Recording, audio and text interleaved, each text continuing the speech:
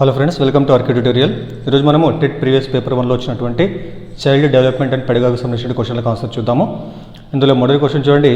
పెరుగుదల మరియు వికాస సూత్రాల జ్ఞానము ఉపాధ్యాయునికి క్రింది వాటిలో ఒకదానికి సహాయము చేయదు. పెరుగుదల మరియు వికాస సూత్రాల జ్ఞానము ఉపాధ్యాయునికి క్రింది వాటిలో ఒకదానికి సహాయం చేయదు. మరి అది ఏదన్నాడు ఇక్కడ.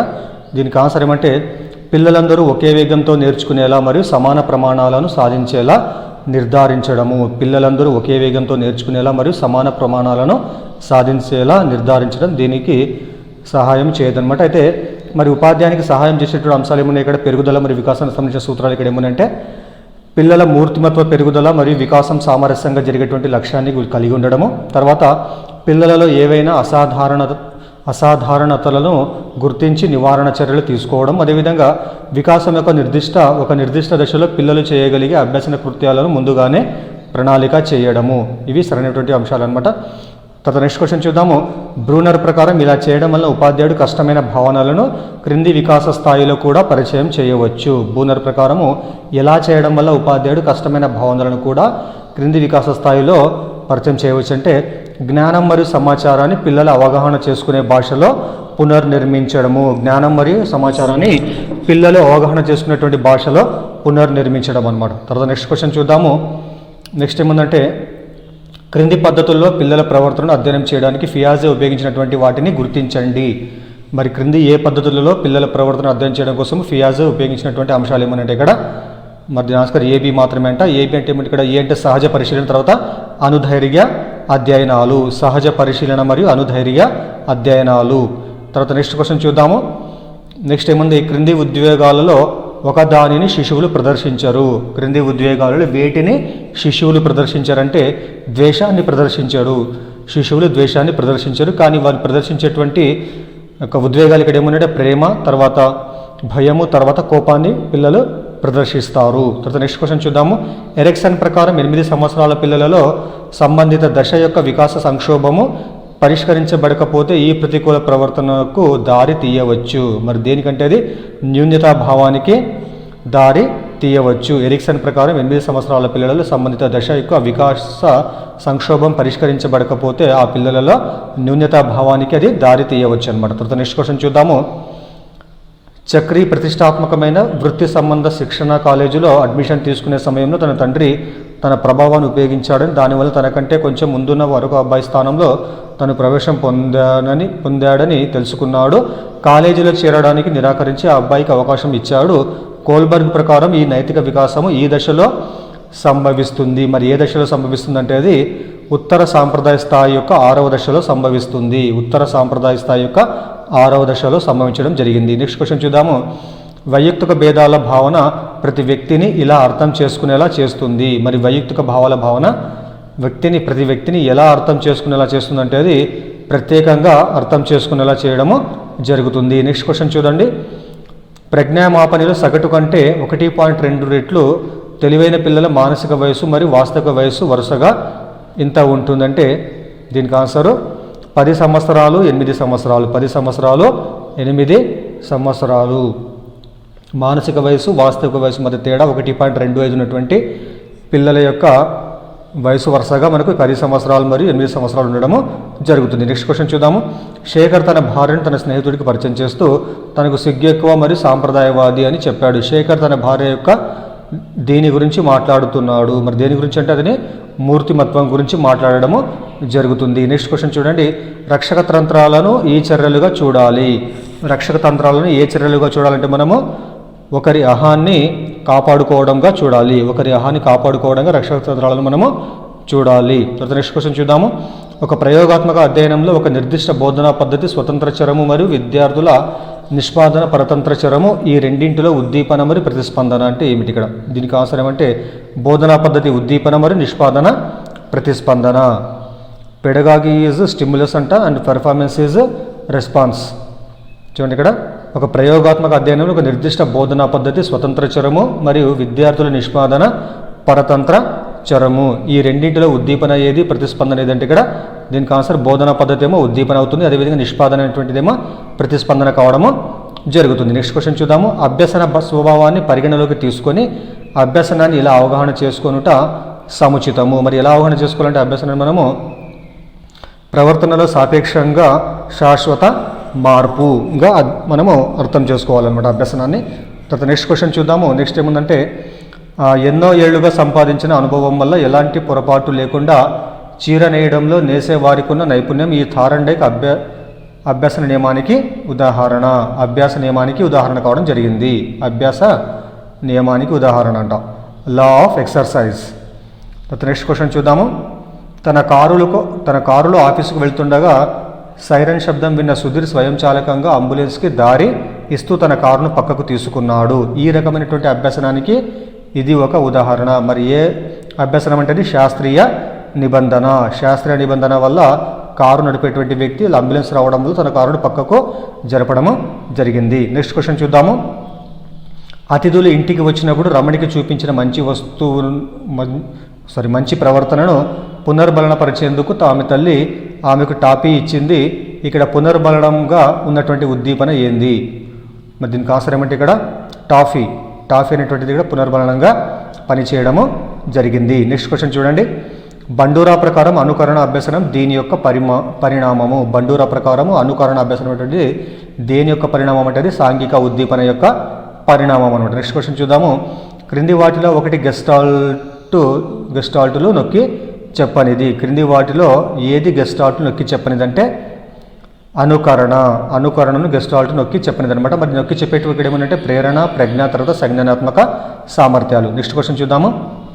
మనం ఒక వంటకాన్ని చూడకముందే వాటి వాసన ద్వారా గుర్తించినప్పుడు అది ఇక్కడ నిల్వ చేయబడినట్లయితే దాని ఏమంటారంటే దీర్ఘకాలిక స్మృతి. మనం ఒక వంటకాన్ని చూడకముందే దాని వాసన ద్వారా గుర్తించినప్పుడు అది ఇక్కడ నిల్వ చేయబడినట్లుగా మనం గుర్తిస్తే దాని ఏమంటారు దీర్ఘకాలిక స్మృతి అని అనడం జరుగుతుంది. నెక్స్ట్ క్వశ్చన్ చూద్దాము.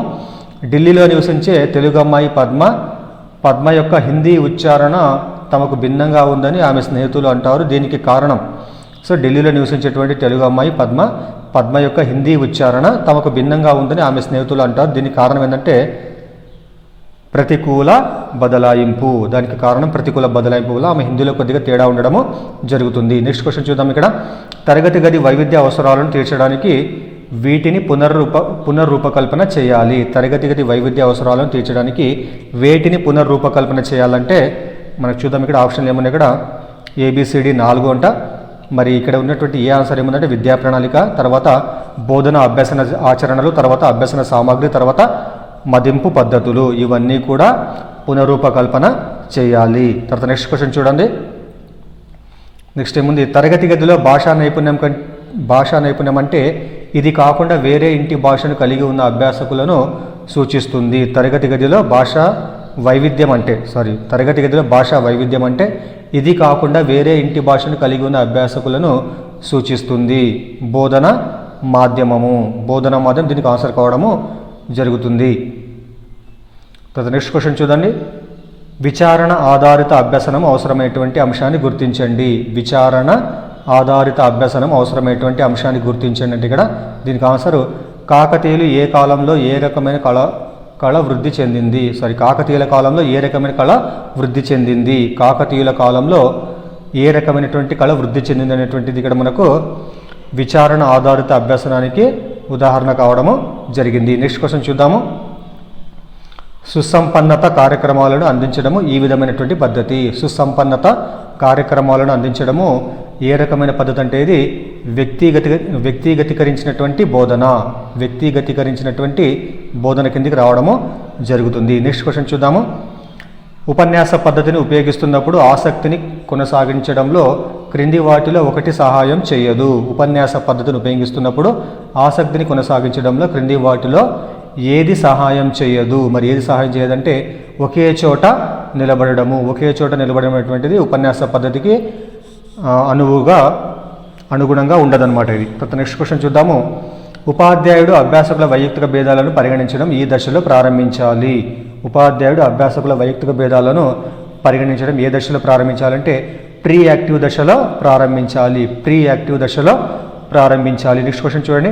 విద్యార్థులు స్థానిక సంస్థల్లో ఇంటర్న్షిప్ కార్యక్రమంలో పాల్గొనుట దీనిని అభ్యసన వనరుగా ఉపయోగించడాన్ని ప్రతిబింబిస్తుంది. విద్యార్థులు స్థానిక సంస్థల్లో ఇంటర్న్షిప్ కార్యక్రమాలు పాల్గొనుట దేనిని అభ్యసన వనరుగా ఉపయోగించడాన్ని ప్రతిబింబిస్తుందంటే అది కమ్యూనిటీని అభ్యసన వనరుగా ఉపయోగించడాన్ని ప్రతిబింబిస్తుంది అనమాట. నెక్స్ట్ క్వశ్చన్ చూద్దాము. ప్రవర్తనా సమస్యలను పరిష్కరించడానికి ఒక పాఠశాల విద్యార్థులు మరియు తల్లిదండ్రులతో చేయవలసినవి మరియు చేయకూడనివి వాటి గురించి ప్రారంభ పరిచయ దశలో మాట్లాడినట్లయితే అది ఏముంటుంది? నివారణ చర్య కావడము జరుగుతుంది. నివారణ చర్య కిందికి రావడం జరుగుతుంది అనమాట ఇలా మాట్లాడడం అనేటువంటిది. తర్వాత నెక్స్ట్ క్వశ్చన్ చూద్దాము. ఒక పిల్లవాడు ఆహారం లేకుండా ఉన్నట్లు అనిపించి సహ విద్యార్థుల నుండి తరచుగా అడుగుతున్నట్లు కనిపించినట్లయితే ఉపాధ్యాయుడు దీనికి సూచికగా అనుమానించి తదుపరి అవసరమైనటువంటి చర్య తీసుకోవాలి. ఒక పిల్లవాడు ఆహారం లేకుండా ఉన్నట్లు అనిపించి సహ విద్యార్థుల నుండి తరచుగా అడుగుతున్నట్లు కనిపించినట్లయితే ఉపాధ్యాయుడు దానిని దేనికి సూచికగా అనుమానించి తదుపరి అవసరమైనటువంటి చర్య తీసుకోవాలంటే పిల్లల యొక్క దుర్వినియోగాన్ని పరిగణలోకి తీసుకోవాలన్నమాట. తర్వాత నెక్స్ట్ క్వశ్చన్ చూద్దాము. ఆర్టీఈ చట్టం 2009లోని ఈ విభాగం ఎలిమెంటరీ విద్యలోకి ప్రవేశం పొందని లేదా పూర్తి చేయని పిల్లల కోసం ప్రత్యేక నిబంధనలకు సంబంధించినటువంటిది. మరి ఏ విభాగం అంటే అది 4వ విభాగము. చూడండి, ఆర్టీఈ చట్టంలోని విభాగం 4 ఎలిమెంటరీ విద్యలోకి ప్రవేశం పొందని లేదా పూర్తి చేయని పిల్లల కోసం ప్రత్యేక నిబంధనలకు సంబంధించినటువంటి విభాగం అన్నమాట అది. తర్వాత నెక్స్ట్ క్వశ్చన్ చూద్దాము.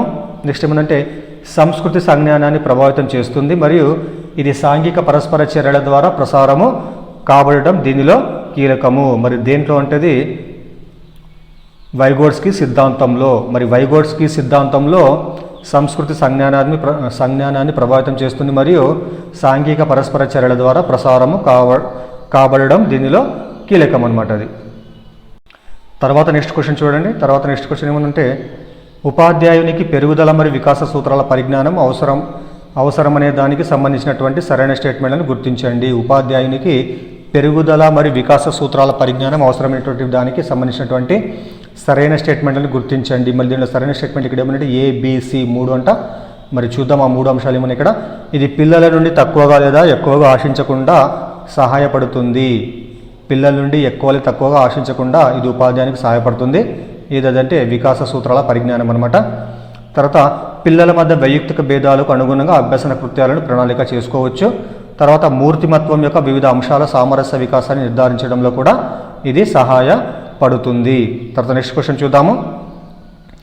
బ్రూనర్ ప్రకారం అభ్యసనం ఇలా జరిగితే ఉత్తేజమైనదిగా, శాశ్వతమైనదిగా, బదలాయింపు చేయదగినదిగా మరియు చాలా సంతృప్తికరంగా ఉంటుంది. మరి బ్రూనర్ ప్రకారము అభ్యసనం ఎలా జరిగితే అది ఉత్తేజమైనదిగా, శాశ్వతమైనదిగా, బదలాయింపు చేయదగినదిగా, అదేవిధంగా చాలా సంతృప్తికరంగా ఉంటుందంటే స్వీయ ఆవిష్కరణ ప్రకారం చేసినట్లయితే పై అంశాలు కలిగి ఉంటాయన్నమాట. నెక్స్ట్ క్వశ్చన్ చూద్దాము.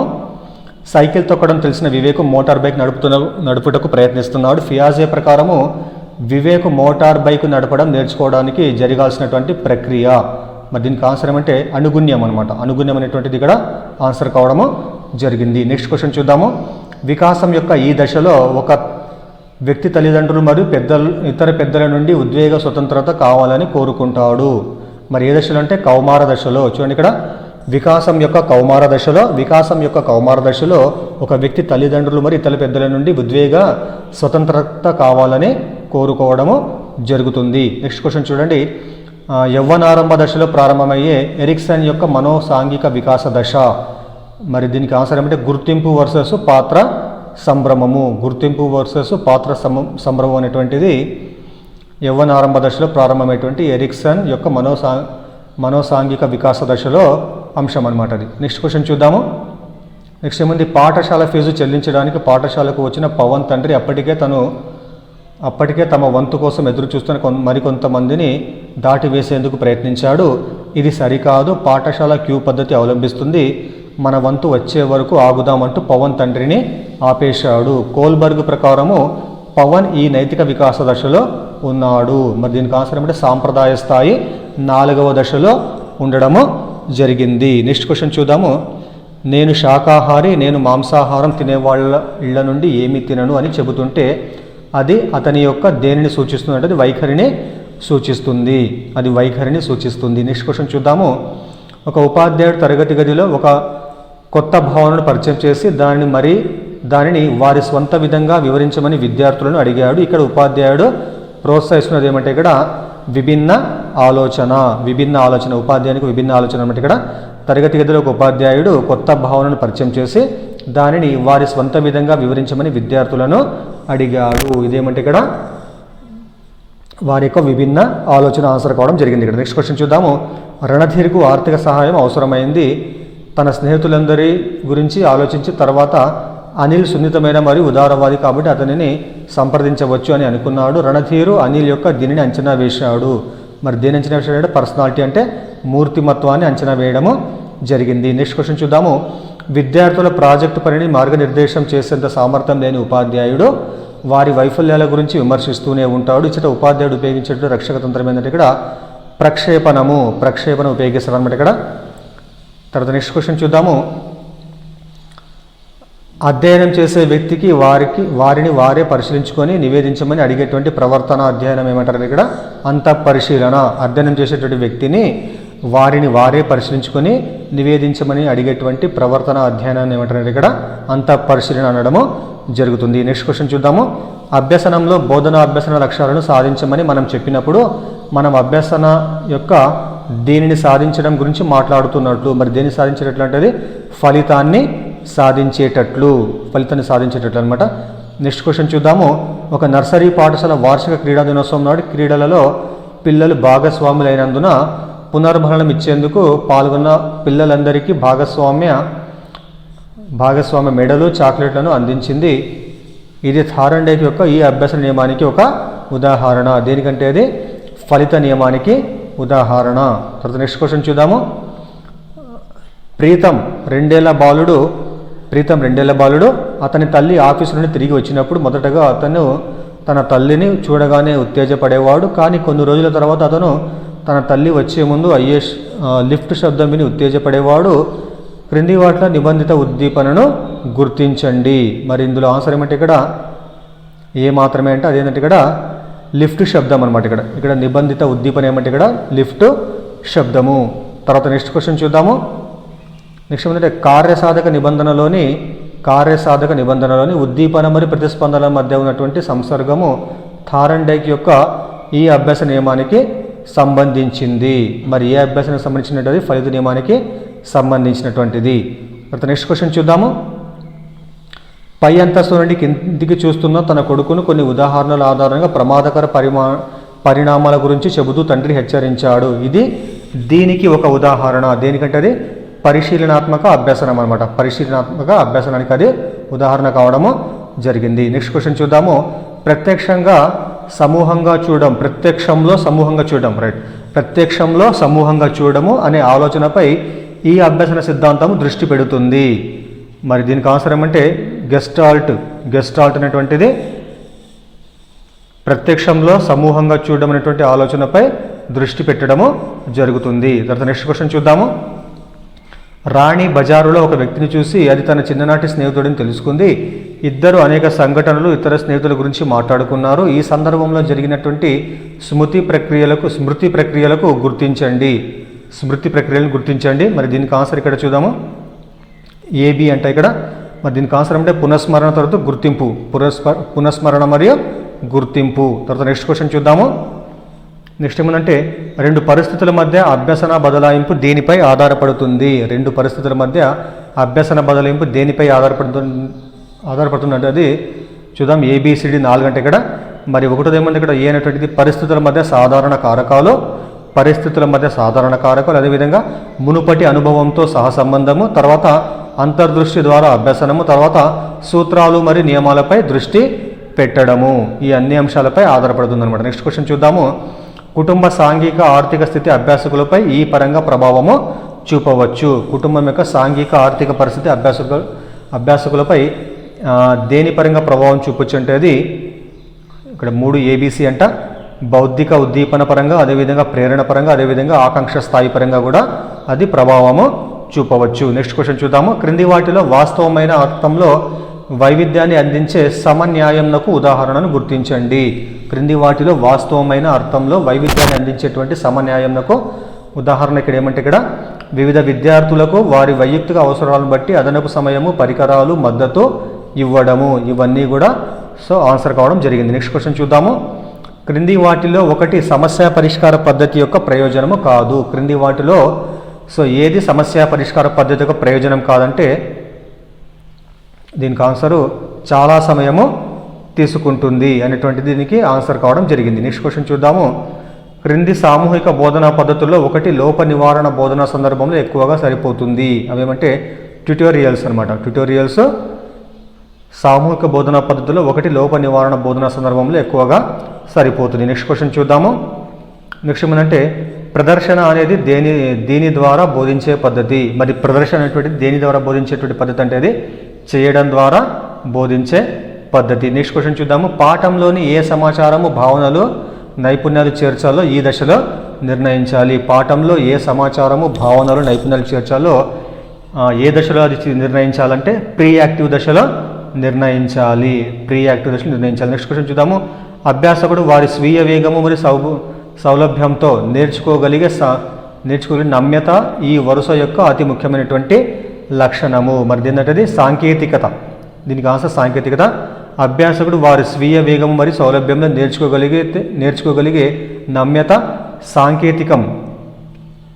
సాంకేతికత యొక్క అతి ముఖ్యమైనటువంటి లక్షణం అనమాట అది. తర్వాత నెక్స్ట్ క్వశ్చన్ చూద్దాము.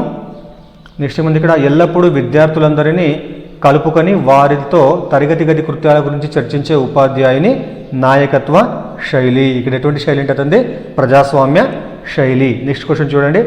నెక్స్ట్ ఏముంది ఇక్కడ, ముదింపుకు సంబంధించి సరికాని స్టేట్మెంట్ను గుర్తించండి. ముదింపుకు సంబంధించి సరికాని స్టేట్మెంట్ను గుర్తించండి. ఇది బోధనను ప్రభావితం చేయదనేటువంటి ఇక్కడ సరికాని స్టేట్మెంట్స్. మదింపు ఇక్కడ మరి మదింపుకు సంబంధించి సరైనటువంటి స్టేట్మెంట్ ఇక్కడ ఏమనంటే దీనికి బహుళ పద్ధతులు అవసరం. అదేవిధంగా ఇది విద్యార్థుల అభ్యసనాన్ని ప్రభావితం చేస్తుంది. అదేవిధంగా నెక్స్ట్ ఏమిటి ఇంకా ఇది తీర్పు ఇచ్చేటువంటి ప్రక్రియ. నెక్స్ట్ క్వశ్చన్ చూడండి. గుర్తింపు ధృవీకరణ పత్రం పొందకుండా ఏ పాఠశాలలను స్థాపించకూడదు అని చెప్పేటువంటి ఆర్టీఈ చట్టం 2009లోని సెక్షన్ ఏమిటి అంటే ఇది సెక్షన్ 18 అనమాట. సెక్షన్ 18 ప్రకారము గుర్తింపు ధృవీకరణ పత్రం పొందకుండా ఏ పాఠశాలలను కూడా స్థాపించకూడదు అని ఆర్టీఈ చట్టం 2009లో ఉన్నటువంటి సెక్షన్ అనమాట. అది సెక్షన్ 18. తర్వాత నెక్స్ట్ క్వశ్చన్ చూద్దాము. వివిధ సంస్కృతుల్లోని పిల్లలు వారి స్వంత సంస్కృతి విలువైనదిగా భావించే నేత, వేట, చేపలు పట్టడము వంటి జ్ఞానము మరియు నైపుణ్యాలను పొందుతారని ఈ మనోవైజ్ఞానిక శాస్త్రవేత్త యొక్క సిద్ధాంతము వివరించింది. ఎవరిదంటే వైగోడ్స్కీ. సో వైగోడ్స్కీ ప్రకారం వివిధ సంస్కృతుల్లోని పిల్లలు వారి స్వంత సంస్కృతి విలువైనదిగా భావించే నేత, వేట, చేపలు పట్టడము వంటి జ్ఞానం మరియు నైపుణ్యాలను పొందుతారని చెప్పడము జరిగింది. So thank you. దయచేసి వీడియో మీకు నచ్చితే కనుక లైక్ చేయండి. అదేవిధంగా ఛానల్ని సబ్స్క్రైబ్ చేయండి.